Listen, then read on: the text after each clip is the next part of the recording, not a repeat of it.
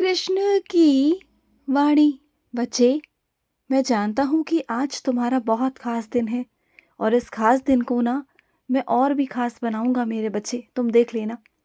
तुम तो जो करोगे वो करोगे, लेकिन मैं भी कुछ करूँगा। तुम्हारे साथ एक लीला करूँगा मेरे बच्चे। एक बहुत प्यारी सी लीला, जिसके साथ तुम सपने देख रहे हो ना, आगे जीवन के, भविष्य के, वो तुम्हें साकार करके दिखाऊँगा। तुम देख लेना मेरे बच्चे। तुम जिसे भविष्य में उम्मीद कर रहे हो ना, तुम्हारे जीवन साथी को, वही चीज़ तुम्हारे सामने आ जाएगी मेरे बच्चे। और जहाँ से मनाही है ना, वहाँ से हाँ भी हो जाएगी। तुम देख लेना। आज ना तुम्हें बहुत ही प्यारा तोहफा मिलेगा मेरे बच्चे, जो हमेशा हमेशा के लिए तुम्हारे लिए यादगार होगा मेरे बच्चे। हमेशा हमेशा। तुम देख लेना। और सुनो, इस चक्रव्यूह से कोई बच पाया क्या मेरे बच्चे? कर्मों के चक्रव्यूह से। अगर किसी ने तुम्हारे साथ बुरा किया है, तो क्या वो बच सकता है? नहीं बच सकता मेरे बच्चे। तुम्हारी आंखों में जितने आंसू दिए हैं ना उसने, तुम्हारे आंसू की एक एक कीमत को चुकाना होगा मेरे बच्चे। उसने जितने तुम्हें दर्द दिए ना, उससे कहीं ज़्यादा दुगना दर्द वो सहेगा। तुम देख लेना।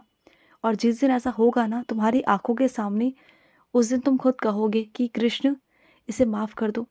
तुम खुद नहीं देख पाओगे, क्योंकि मैं बस अब शांत बैठा हूँ, सिर्फ कुछ समय का इंतज़ार कर रहा हूँ। और जैसे ही वो समय आएगा ना, उस इंसान के साथ में अच्छा नहीं होगा, क्योंकि उसने तुम्हारे साथ अच्छा नहीं किया और मैं उसे माफ़ नहीं कर सकता, बिल्कुल नहीं कर सकता। उसने तुम्हारा दिल दुखाया, उसने तुम्हारे साथ गलत किया, तो मैं चुप कैसे बैठ सकता हूँ? मैं चुप नहीं बैठ सकता, बिल्कुल नहीं बैठ सकता।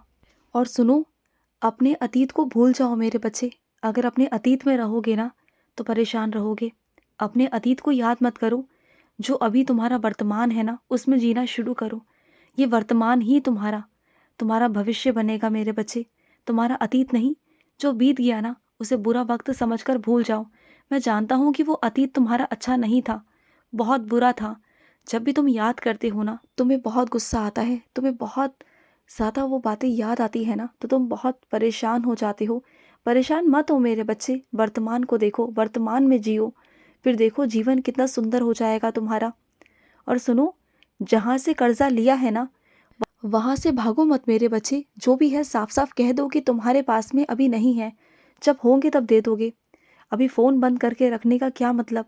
उनसे भागने का क्या मतलब मेरे बच्चे? जितना तुम भागोगे ना, सामने वाला उतना ही तुम्हें गलत समझेगा। बल्कि जो भी बात है, जो भी मजबूरी है तुम्हारी, उनके सामने रख दो। बोल दो कि ये सब दिक्कतें हैं तुम्हारे साथ में। तुम्हारे घर का किराया नहीं पहुंचा है, तुम्हारी चीज़ें अभी बहुत बाकी हैं, तुम्हारे घर का राशन नहीं डला है, बहुत सारी चीज़ें हैं तुम्हारे घर पर। मैं जानता हूँ आर्थिक स्थिति में बहुत सारी दिक्कतें चल रही हैं तुम्हारी, लेकिन तुम चिंता मत करना। उन सबको मैं धीरे धीरे कर करना ख़त्म कर दूंगा। तुम्हारे जीवन में सब कुछ ठीक हो जाएगा मेरे बच्चे, पहले की तरह। जैसे तुम पहले रहा करते थे ना, बिल्कुल निश्चिंत होकर, बिल्कुल सुकून की ज़िंदगी, वैसे ही।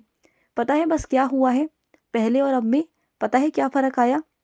कि तुम्हारी जो उम्मीदें थी ना, तुम्हारे जो शौक़ थे, वो थोड़े से ज़्यादा बढ़ गए थे मेरे बच्चे। इंसान को शौक़ भी उतने ही करने चाहिए जितने कि उसका वेतन है मेरे बच्चे, बल्कि उससे भी कम करना चाहिए। क्योंकि वेतन से तुम्हें घर भी चलाना है, ज़िम्मेदारियाँ भी उठानी हैं और बहुत सारे आवश्यक काम भी करने हैं।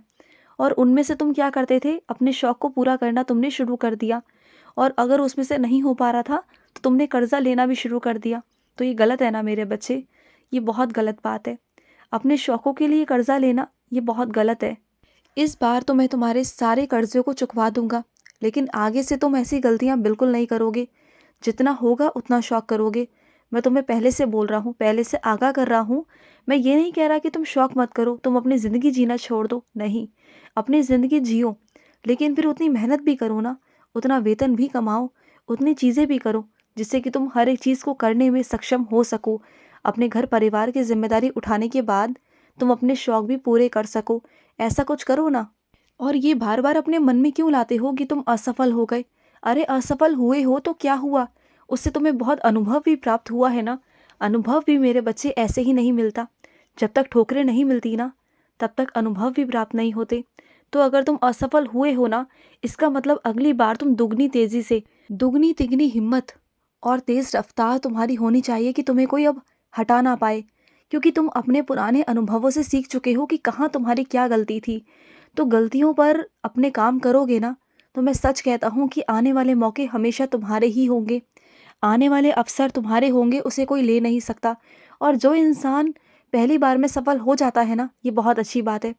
लेकिन अगर पहली बार में अगर वो असफल हो रहा है ना, तो उसे हार नहीं माननी चाहिए, बल्कि उसे दूसरे, तीसरी, चौथी बार ना अपने आप को दोबारा से आज़माना चाहिए। और जब वही इंसान चौथी, पाँचवीं बार लड़ेगा, जाएगा, मैदान में उतरेगा ना, तो उससे बड़ा अनुभवी कौन हो सकता है? उसे पता है कि उसके अंदर क्या कमज़ोरियाँ हैं, क्या ताकत है। वो अपने आप को जान पाएगा, अपने आप को समझ पाएगा अच्छे से। और जो अपने आप को जान गया, अपने आप को समझ गया ना, फिर उसे कोई हरा नहीं सकता। उसे अगर कोई हरा सकता है, या तो ईश्वर या वो खुद, कोई और उसे हरा ही नहीं सकता।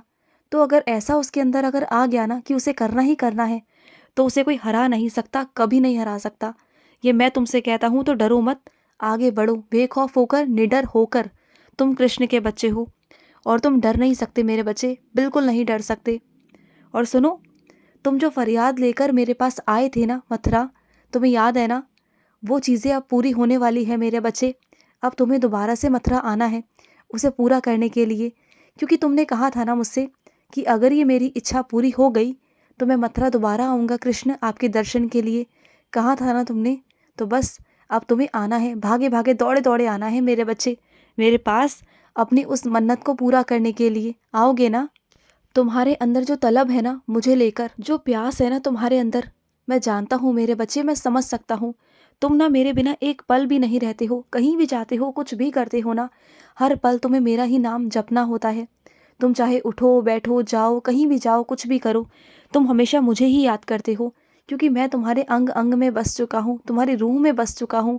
तुम मुझसे बहुत प्यार करने लगे हो और मैं भी तुमसे बहुत बहुत प्यार करता हूँ मेरे बच्चे, क्योंकि जो बच्चा मेरा ध्यान करता है ना, तो फिर उस बच्चे की चिंता मेरी चिंता हो जाती है मेरे बच्चे। और ये क्या, जब तुम मेहंदी लगवा रहे थे तो तुम मुझसे भी पूछ रहे थे कि कृष्ण आपको मेहंदी लगानी है क्या? तो लगा दो, अपने कान्हा के हाथों में, अपने हाथों से नाम लिख दो अपना मेरे हाथों पर मेरे बच्चे, क्योंकि मैं भी तुमसे बहुत प्रेम करता हूँ। जितना तुम मुझसे प्रेम करते हो ना, उतना ही प्रेम मैं भी तुमसे करता हूँ मेरे बच्चे। और सुनो, ये अपने मन में से ना भेदभाव हटा दो, अमीर गरीब ये सब मेरे बच्चे, इंसान उसके गुण से जाना जाता है, उसके अंदर के गुण उसे दर्शाते हैं मेरे बच्चे। अमीर गरीब ये तो सब मेरा दिया हुआ है, मैं जब चाहे दूँ और जब चाहे वापस ले लूँ मेरे बच्चे। किसी अमीर को फ़कीर बनाने में ना मुझे 2 पल नहीं लगेंगे, और किसी रंग को राजा बनाने में ना मुझे 1 पल नहीं लगेगा। तो वो सब मेरा खेल है मेरे बच्चे, सब कुछ मेरे हिसाब से इस दुनिया में चल रहा है। तो किसी भी इंसान को ना उसके पैसों से, उसकी हैसियत से, उसकी औकात से मत आंकलन करो मेरे बच्चे। हर इंसान बहुत खूबसूरत है, हर इंसान के अंदर कुछ ना कुछ गुण है मेरे बच्चे। अगर देखना है तो उसके अंदर के गुणों को देखो, उसकी कमियों को नहीं, क्योंकि हम जिससे प्यार करते हैं ना, हम उसके गुणों को देखते हैं, उसकी कमियों को कभी नहीं देखते। तुम्हारे मन में अगर अशांति है ना, तो बस आंखें बंद करो और मेरा नाम जाप करो, तुम्हें शांति और सुकून दोनों मिलेगा मुझसे, देख लेना। और जिस घर की तुम कल्पना कर रहे हो ना कि ऐसा घर वैसा घर, तो तुम ना बहुत सही सोच रहे हो। इस साल तुम अपने घर में ही प्रवेश करोगे, जैसा घर तुम चाहते हो ना वैसा ही घर तुम्हें मिलेगा। और कुछ मेरे बच्चे साफ़ सफाई के इतने पक्के हैं कि उन्हें हर जगह साफ़ सफाई चाहिए, और ये बहुत अच्छी बात है, क्योंकि जहाँ साफ़ सफाई होती है ना, वहीं तुम्हारा कृष्ण वास करता है, वहीं तुम्हारी लक्ष्मी माता विराजित होती है मेरे बच्चे। और वहाँ धन की कभी कोई कमी नहीं आती। तो घर में साफ़ सफाई रखना बहुत ज़रूरी है। अगर किसी मेरे बच्चे के घर में उथल पुथल है ना, तो चीज़ों को व्यवस्थित जगह पर रखना शुरू कर दो, और घर की साफ़ सफाई, जाले उतारना शुरू कर दो, घर में साफ़ सुथरा रखो। देखो तुम्हारे घर में भी कितनी बरकत होगी, लक्ष्मी माँ प्रसन्न हो जाएंगी तुमसे, बहुत प्रसन्न। खुश रहो। आज का कृष्ण संदेश समाप्त हुआ।